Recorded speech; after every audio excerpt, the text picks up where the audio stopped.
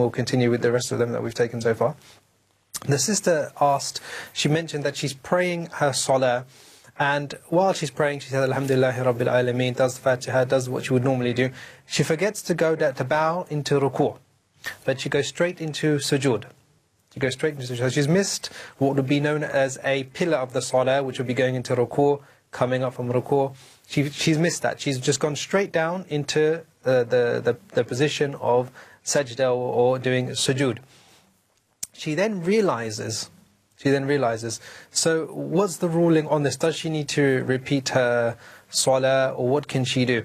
So if she realizes, then what she should do is she should, at this point, she's realized at this point, so she's just missed doing the ruku' and she's gone into sujood, and she realizes then she should come up and go back to the sujood position.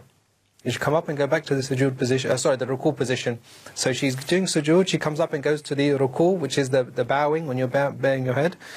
And she should then carry on her salah and finish the rest of her salah. And once she's done that, then she should do the 2 prostrations of forgetfulness as well at the end of the salah. So you wouldn't specifically need to repeat your whole salah, but the key point here is that you remembered it very quickly after the part that you missed. So you missed the ruku'. Very quickly after, very soon after that, which is when you're in sujood, when you went straight to sujood, you realized and you came back up to ruku', then it's fine to continue the rest of the salah and do the 2 prostrations of forgetfulness once you have finished. If, however, you miss your ruku', and let's say you're praying dhuhr, and the first rak'ah of dhuhr, you miss your ruku', and you go straight into sajda. You go straight and you go into sajda.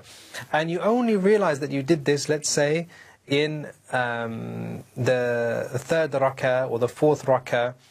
Then what do you need to do? Can you just simply go back to ruku'? No, you can't go back to the 1st rak'ah. The 1st rak'ah is essentially null and void now. It's essentially null and void. So you need to make up an extra rak'ah, because you've remembered it at a later point in time within the salah. I'm not getting too technical about it, but the point being that you remembered it at a later point in the salah, so it invalidates what was before. But in your scenario, you remembered it at a closer point within the salah, when you're in the sujood position, so you could just go back to ruku' and then continue the rest of your salah, and then pray the 2 prostrations of forgetfulness. But this is a bit of a technical issue, because sometimes it may vary from case to case, depending on when you remember that you made a mistake. And as I mentioned, if you remember at the end, then often what will be the case is that specific rak'ah will be invalid.